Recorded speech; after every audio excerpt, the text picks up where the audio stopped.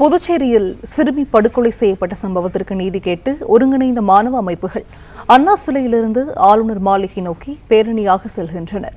இதுகுறித்த முழு விவரங்களையும் செய்தியாளர் சண்முகம் வழங்க கேட்கலாம். சண்முகம், வணக்கம். இது தொடர்பான விவரங்கள். புதுச்சேரியில் அதிகரித்து வரும் போதைப் பொருட்களை கட்டுப்படுத்த தவறிய காவல்துறை கண்டித்தும் சிறுமியின் படுகொலைக்கு நீதி கேட்டும் மாணவர் அமைப்பினர் ஒன்றிணைந்து ஆளுநர் மாளிகை மற்றும் சட்டப்பேரவையை முற்றுகை போராட்டத்தை நடத்தும் வகையில் புதுச்சேரி அண்ணா சாலையிலிருந்து பேரணியாக புறப்பட்டனர். புதுச்சேரியில் முத்தியால்பேட்டை பகுதியில் 9 வயது சிறுமி படுகொலை செய்யப்பட்ட சம்பவம் புதுச்சேரியில் பெரும் பரபரப்பையும் சோகத்தையும் ஏற்படுத்திய நிலையில் இதற்கு கண்டனம் தெரிவிக்கும் வகையில் பல்வேறு போராட்டங்கள், சாலை மறியல்கள், கண்டனங்கள் தெரிவித்து வருகின்றனர்.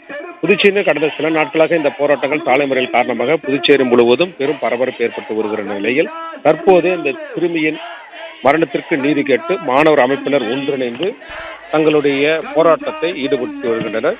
குறிப்பாக புதுச்சேரி அண்ணா சாலையிலிருந்து அந்த பேரணியானது அண்ணா சாலை, நேரு சாலை, மிஷன் வீதி வழியாக சட்டமன்றம் மற்றும் ஆளுநர் மாளிகை நோக்கி அந்த பேரணியானது புறப்பட்டு தற்போது அந்த ஆளுநர் மாளிகை முன்பு தடுத்து நிறுத்தியதால் அவர்கள் சட்டமன்றம் நோக்கி பேரணியாக வந்து சட்டமன்றம் முன்பு தடுத்து நிறுத்தினர். இந்த சட்டமன்றம் முன்பு அவர்கள் தடுத்து நிறுத்திய போது போலீசாருக்கும் போராட்டக்காரர்களுக்கும் லேசான தள்ளுமுள் ஏற்பட்டது.